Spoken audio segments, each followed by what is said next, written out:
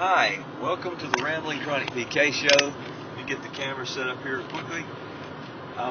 This week I want to do a video podcast, an interesting subject that I wanted to talk about because my wife and I were laying in bed the other night, and she's a big Dr. Oz fan. She records it every day. So Dr. Oz was on, and she looked and said, "Look, I want to watch this. I was doing something or whatever." And so I said, "Fine, okay." So she turned it on. It was near and dear to our heart because my wife has MS. Of course, I have chronic pain. If you're familiar with the podcast at all, you know where my pain is. I have nerve damage. But nonetheless, Montel was on there, and he has an extreme case of MS.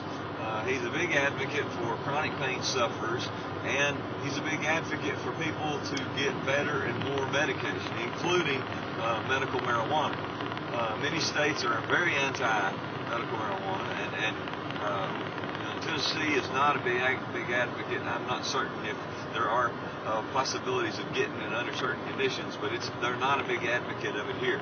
So he absolutely admits that he does it. He says that he does it. But again, he doesn't work a normal person's job where they're going to have drug tests and they got to stay coherent during the day and their livelihood depends upon the fact that they do not do this.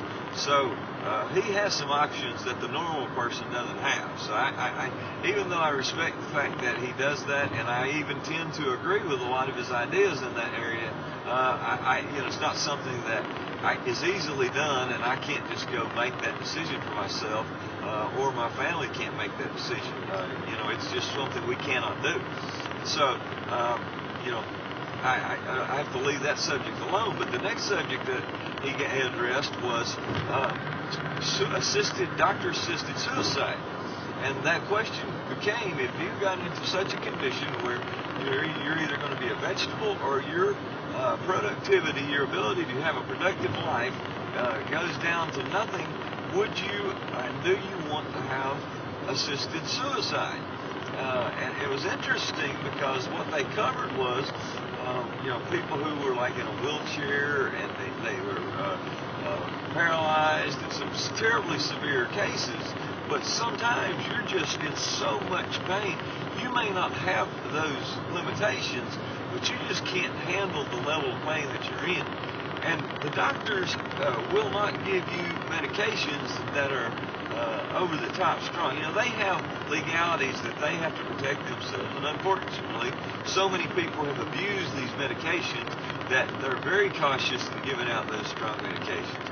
And you've got to understand that's their livelihood. So if you take all that into account, I think the doctors, if you're in that much pain, absolutely should give you more and stronger medications. That's just me.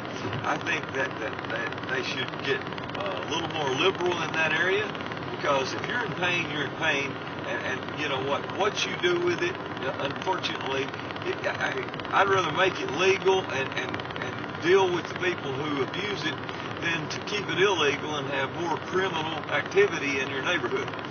And that's just how I feel about it. So, that's me. But if you're going to commit suicide, if you're at the point where you can't take it anymore, and you're never going to get any better, and you're not going to get it, and even the doctors will admit you're not going to get any better, or there is a very, very, very slim chance that you're going to get better, I believe that you need the option to do that.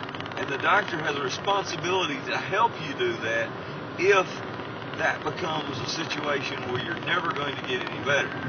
Now, have I ever thought about it? Absolutely. I mean, I got very, very close to doing it a year and a half ago when I believed that there was no hope. There was hope, and unfortunately, I did not make a singular decision, which I do not believe in making your own decision singularly. I believe you need someone who is more objective to help you make that decision, who feels similar about the subject as you do. So fill out the legal paperwork for a proxy in your behalf, as well as a living will. If you do not fill out these documents, you kind of leave your health care and your life in the hands of the doctors and the state. And unfortunately, they're probably not going to abide by your wishes. They're going to abide by more legal situation, because the fear of your family suing if they do something wrong, or if they don't play everything just strictly by the strictest of laws and of the book. So you need to take these actions to allow your family members or your proxy to help you do these things. Please do that, because I believe you should have the option. I believe if you want to commit suicide and you cannot get better, and you're not going to get better, and you're just going to live this long, drawn-out, horrible medical maze of existence for the rest of your life, possibly prolonging it 10, 15, 20 years of just total misery, I believe you need that option. That's the opinion of the Rambling Chronic PK Show. I hope that you'll check out the podcast. I thank you for joining me today. Take care.